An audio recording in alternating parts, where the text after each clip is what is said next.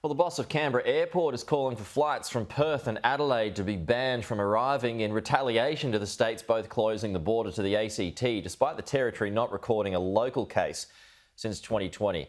Joining me live now is Canberra Airport CEO Stephen Byron. Stephen, it is very odd, isn't it, when these decisions are made, regardless of where we are in Australia, that something can be banned upon there not being a single case? That's right. Canberra's had no COVID cases in the community for over 350 days now. And we're just bemused why a place like Queensland, which has been very conservative with their health advice, will let Canberrans fly to Queensland.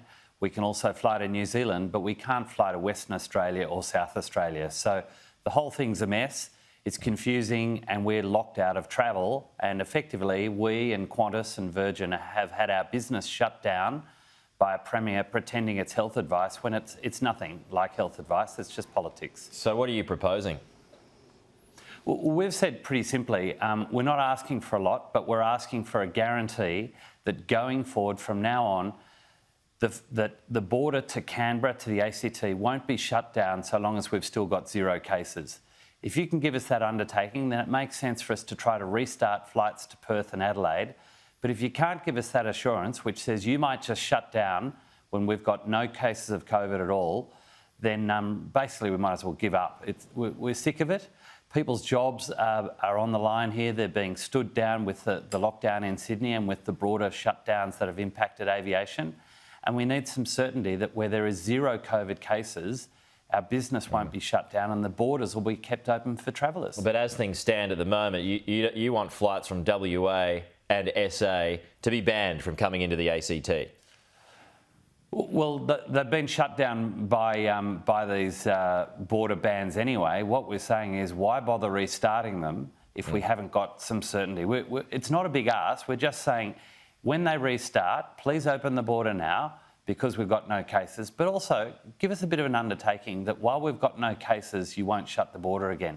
And the travelling public need that. I think the travelling public is sick of these ad hoc border closures that are not based on health advice. If it was based on health advice, they'd follow what's happening in Queensland, which has been very, very conservative.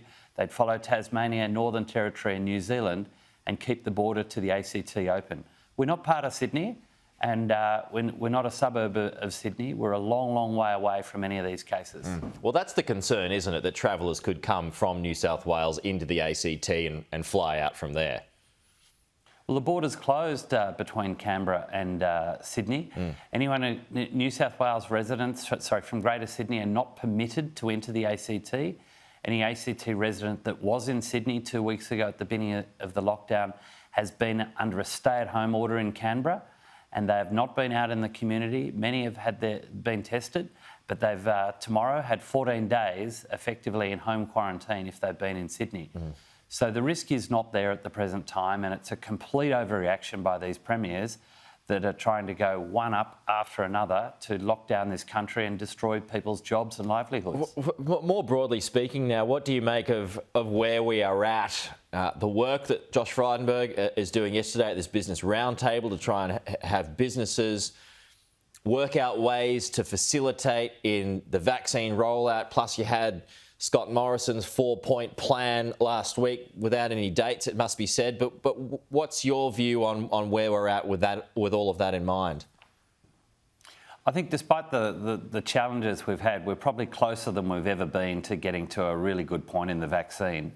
We're not that far away, probably 6 weeks away from having 50% of the community having their first shot of vaccine, and that'll be a great marker. So Australians are lining up where they can. I think businesses now realising they need to take care of their staff. At Canberra Airport, we've got all of the companies in the terminal going through a vaccine process wherever they can, and we've got vaccination levels of 70 or 80% amongst the staff members at the airport in terms of the eligible groups. In Australia, we've got over, I think it's 72% of people aged over 70 who are vaccinated, and almost all of the people who are patients in nursing homes are vaccinated. So, of course, now they're rolling out to the staff, which is good and about time. But the vulnerable are protected, and soon we need to learn to live with this virus and get our life back and get our freedoms back. That's the great trade-off. If you've been vaccinated, why can't you travel and not be subject to border bans? Good question. Stephen Byron, thanks for your time. Talk to you soon. Thanks, Peter.